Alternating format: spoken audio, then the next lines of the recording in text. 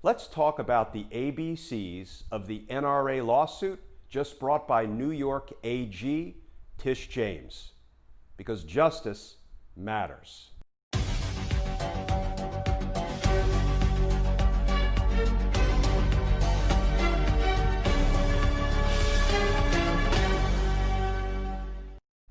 Hey all, Glenn Kirshner here. So today we learned that the Attorney General for the state of New York, Letitia Tish James, filed suit against the NRA. She's seeking to disband the NRA for long-term financial fraud and corruption. Fraud and corruption, frankly, that was designed to, among other things, enrich some of the members of the NRA leadership when they were supposed to be heading up a nonprofit organization. So first of all, what is the NRA? The NRA is the National Rifle Association. It is a gun rights advocacy group that's been operating in the United States for more than 140 years. The NRA has been involved in its share of controversies over the years. People have strong feelings about the NRA, some pro-NRA, some anti-NRA. But let's talk about the ABCs of this civil suit that just dropped today.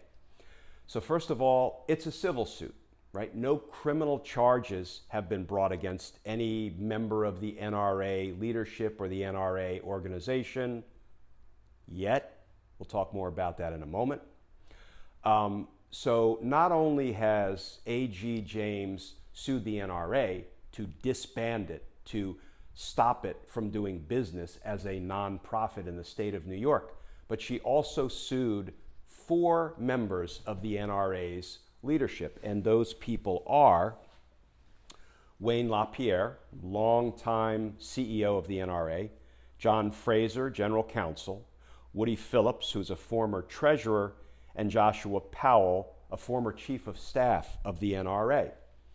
And some of the allegations in this lawsuit include that those men bilked their own organization out of some $64 million so they could live these lavish lifestyles, traveling to and from the Bahamas for pleasure and owning yachts, and all while they are heading up what is supposed to be a nonprofit organization.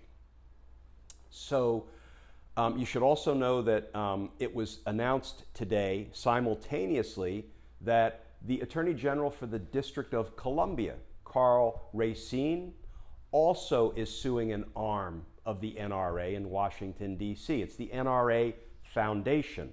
And the NRA Foundation financially supports and sometimes loans money to the New York NRA organization. And the Attorney General for the District of Columbia also dropped a lawsuit today on the NRA Foundation in Washington, D.C. You should also know that the NRA has countersued. The NRA brought suit against Attorney General Tish James in the New York courts, claiming that there really is nothing to all of these allegations that Attorney General James has brought against the NRA, but rather this whole thing is just a politically motivated attack on the NRA by the Attorney General for the state of New York. We'll see how that countersuit plays out. So some frequently asked questions since we heard Attorney General James announce at the press conference earlier today that she was suing the NRA include, well, what is the NRA alleged to have done? Well, they have, among other things, they're alleged to have broken all sorts of financial laws in the state of New York, filing laws. They've been alleged to have violated federal laws, including IRS laws. And as I mentioned, some of its top leadership is accused of having defrauded its own organization out of millions and millions of dollars. Is anybody being put in handcuffs? Are any criminal charges being brought? Well, the answer is not yet. What we know is this is a civil suit that was brought today. So nobody has been charged with a crime, even if some of the NRA's leadership broke some laws in the way they went about running the NRA operations. However, AG James mentioned that she could very well refer criminal charges to the Manhattan prosecutor's office as the investigation and as the case proceeds, if she deems that to be appropriate, if it's supported by the evidence. So stay tuned as to whether anybody ends up being criminally charged for what was going on inside the NRA. Another question is, what are the political consequences of the Attorney General for New York bringing this suit to disband the National Rifle Association? Well, first of all, regarding the NRA's countersuit claiming that this is politics pure and simple, we will have to see how this unfolds in the courts. I will say, as a former career prosecutor, I would be surprised, I would be shocked if the Attorney General, Tish James, who has been a strong, fierce voice pursuing justice on behalf of the state of New York and the people of New York, I would be shocked if she didn't have the goods, she didn't have the evidence to back up the allegations that were made in the lawsuit that was filed today. If, in fact, this whole thing was just some, trumped up political attack on the NRA for its politics, I would be shocked. But we'll have to just stay tuned and see how the litigation plays out in court. How about the other question regarding the political consequences?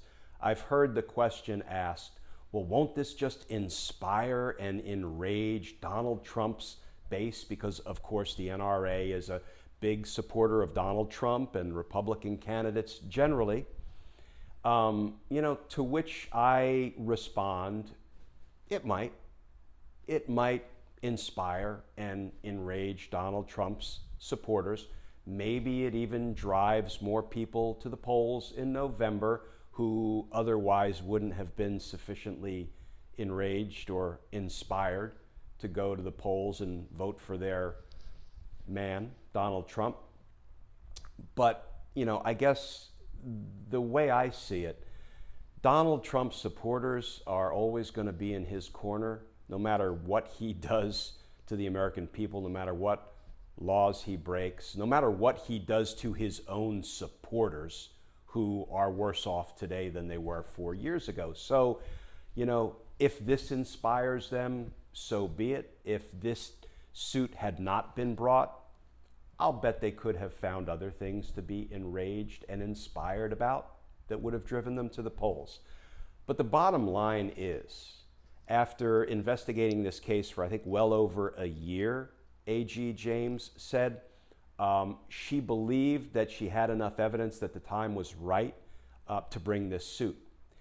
And regardless of the political consequences, or regardless of who in the community might be aggrieved or upset or outraged that the NRA is being sued and is being held accountable for the laws it's violated, the frauds it's perpetrated, my position is that you can't decline to do the right thing for fear of how the wrong people might react. So AG James believed that she had the evidence and that it was time to bring this suit to disband what is a fraudulent and corrupt organization, or has been operating in a fraudulent and corrupt way. And let's see how the litigation plays out. But if it's time to do justice in this particular case on behalf of the people of New York, then so be it. And you let the political chips fall as they may. So that's a quick breakdown on the ABCs of what we have learned today about the suit brought by AG James in New York against the NRA. And I'm sure there will be developments unfolding over the course of the next 24 and 48 hours. And I'll try to update the story as it unfolds. In the meantime, please stay safe, folks, and I look forward to talking to you again soon.